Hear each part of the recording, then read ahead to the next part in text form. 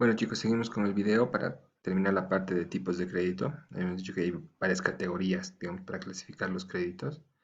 Entonces, si una persona tiene varios créditos en un banco, el criterio tiene que ser eh, el empresarial, digamos uno de consumo y uno de vivienda. Entonces, la calificación va de acuerdo al crédito empresarial. Si uno tiene tres créditos, entonces tu calificación, la que te vas a registrar, digamos, es el que tiene tu empresa. Si tienes un crédito PYME, y con criterios de crédito empresarial, independiente del tipo de crédito de tus operaciones, es crédito empresarial. Tu calificación va a ser crédito empresarial.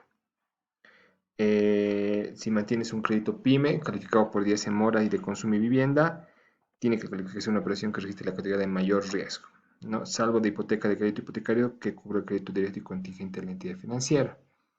Entonces tiene que ser una calificación con criterio de crédito de vivienda. Entonces aquí siempre te van a calificar por el crédito más riesgoso. Si tienes un crédito de consumo, microcrédito y vivienda, el propietario tiene que recibir la calificación de mayor riesgo, ¿no? Y si la hipotecaria cubre el crédito directo, entonces se tiene que calcular bajo el criterio de vivienda, ¿no? Entonces es un poco.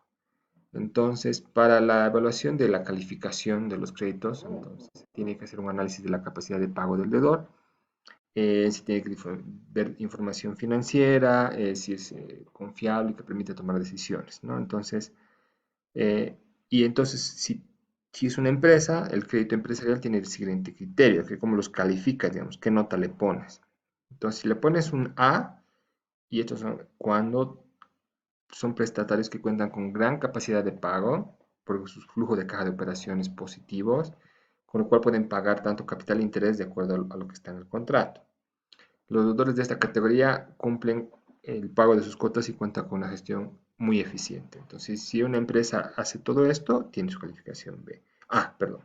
Una calificación B es cuando cuentan con capacidad de pago de acuerdo a su flujo de caja, le permiten cubrir su tanto capital e interés, su capacidad de pago tiene variaciones negativas transitorias y no son recurrentes debido a la situación desfavorable de la economía, atribuirse al entorno económico y factores internos de gestión administrativa de su actividad. Tienen alguna vez retrasos en sus pagos, pero pagan, es por temas transitorios. Entonces, es una empresa que tiene algún problemita, pero termina pagando con algún retraso. Es una C si tienen flujo de caja operacionales positivos, pueden pagar intereses, pero no pueden pagar el capital, ¿no? Y tienen variaciones del flujo de caja que tienen dificultades para poder pagar, ¿no? Entonces, y esto es porque tienen un problema económico, factores internos, digamos, de la misma empresa y que no pueden hacer que puedan cubrir sus obligaciones financieras. Le pones un D cuando tienen flujos de caja insuficientes para pagar tanto interés como capital. Entonces es incierto que te puedan pagar. La capacidad de pago es muy baja, ¿no? Entonces depende de ingresos que no son recurrentes, extraordinarios, alguna donación, alguna venta extraordinaria y que no es por su giro de negocios. Incluyen a deudores cuyas operaciones han sido otorgadas con análisis previo a la capacidad de pago, sin información actualizada, y entonces le pones esta calificación que es D. Cuando ya es E, porque no tienes básicamente capacidad de pago, no tienes flujos para pagar nada, no cuentas con los flujos para pagar, o por la realización de activos propios, entonces no tienes plata. Estos son los que tienen que destinen el crédito con un fin diferente para que fue otorgado, digamos, le ha otorgado para que para que construya una fábrica y no lo hace y están en ejecución ya 24 meses, desde 2 años que ya no te pagan, digamos, ¿no? Independiente del valor de las garantías. Entonces, eso es E, una calificación bien baja. Y F cuando ya es básicamente insolvencia, cuyo patrimonio es escaso o nulo, no tiene ninguna fuente alternativa ni de propia ni de terceros para cumplir con sus obligaciones y se incluyen en esta categoría prestatarios que se encuentren en ejecución por más de 2 años, o sea, 24 meses, independientemente del valor de las garantías. Entonces, como ustedes pueden ver, se le va dando calificaciones de acuerdo a esa condición de las empresas. En el caso de las pymes, se pueden aplicar los siguientes criterios de calificación. Entonces, con criterios del crédito empresarial, o sea, puedes aplicar el tema del empresarial igual que el anterior, o por días de mora, de acuerdo a las calificaciones de microcréditos. Los días de mora es cuánto tiempo has tardado en pagar, digamos, entonces puedes calificar. Y si tienes un mismo prestatario, tienes que usar la política de créditos de cada entidad, tiene que ser de acuerdo a cada banco, ¿no? Entonces, evitando cambios injustificados en su aplicación. Cada banco tiene su metodología para hacer la calificación. En los casos de vivienda, se tiene que ver la política del banco, ¿no? Para seleccionar los prestatarios y la evaluación y la formulación de la ley eh, como garantía, la determinación de la capacidad de pago y la estabilidad de las fuentes de los recursos, si tiene ingresos constantes o son variables, ¿no? Y tienen que estar de acuerdo a la morosidad igual, cuántos días tardan en pagar.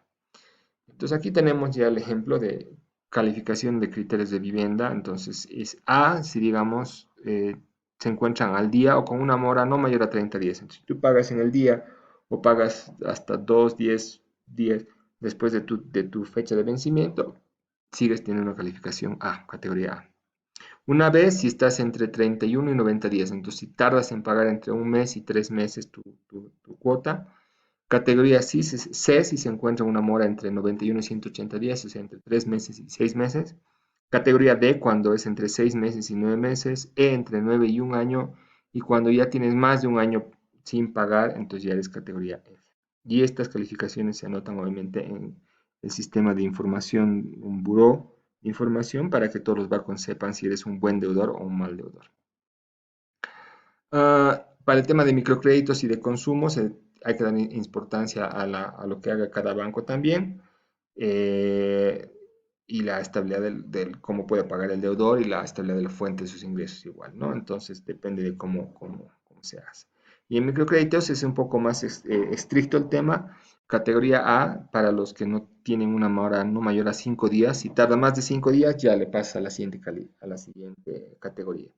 Categoría B, entre 6 y 30 días, entre 6 días y 30 días, hasta un mes. De 1 a 2 meses casi, entonces categoría C, entre 31 y 55 días. De 56 a 75 días, categoría D. De 76 a 90, la categoría E.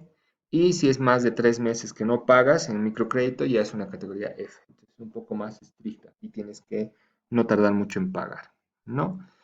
Para agropecuarios es un poquito más amplio porque generalmente en agropecuarios tienen un poco de retraso porque a veces tienen problemas con la cosecha, inundaciones o sequías, entonces son un poco más flexibles. Es categoría A cuando estás al día o tardas no más de 20 días, entre 21 y 30 días categoría B, 31 y 55 días categoría C, entre 2 y de 56 y 75 días categoría D, la E entre 76 y 90 días y cuando es más de 90 días de 3 meses categoría E. Ya, los criterios mínimos que tiene que hacer el banco para evaluar, digamos, y considerar los criterios es factores generales que, de acuerdo al conjunto de préstamos, hay que ver los indicadores macroeconómicos, como por ejemplo, como lo que pasa en octubre y noviembre, digamos. Entonces, el banco tiene que tener la capacidad de medir esos efectos macroeconómicos que hay que pueden afectarle a la empresa. Este coronavirus también es algo importante. El análisis del sector, ver que cada banco tiene que tener metodología e información que le permite evaluar la industria, ¿no? A la que pertenece el deudor en todas las etapas del ciclo crediticio. Entonces, si es, digamos, cervecería, hay que ver cómo produce, qué vende, si está cerca del poder y todo lo demás. ¿Ya? Análisis grupal, en el caso de créditos hipotecarios de vivienda, consumo microcréditos tiene que medirse de acuerdo al comportamiento de relación de grupos similares, ¿no? Entonces, para ver cómo están temas similares. Y los temas individuales hay que ver la capacidad de pago de cada persona y el comportamiento de pago, ¿no? Entonces, tenemos que ver si pueden pagar, ¿no? Eh, tiene que definir criterios para tomar decisiones del análisis financiero, de la generación de flujo, la estabilidad de la tendencia, la eficiencia, si tiene más créditos, menos créditos, y el comportamiento de pagos, ¿no? Se tiene que ver cómo ha sido el cliente, si ha pagado o no ha pagado, si tiene su histórico, si es un buen deudor o no es un buen deudor. Entonces, todo ese análisis tiene que hacer siempre la banca para prestar. Entonces, si ustedes se van a prestar al banco, obviamente les van a hacer un análisis completo para ver si tienen la capacidad de prestarse o no tienen la capacidad de prestarse. Ese es el trabajo de los bancos. Los bancos están instruidos de que tienen que hacer un análisis bien fuerte para ver si un banco puede o no puede prestarle a una persona un crédito. Entonces, si yo voy con salchipapas patito, tengo que mostrarle que voy a poder pagar, ¿no? Entonces, ese Es un poco la idea. Bueno, con eso acabamos el video del día de hoy.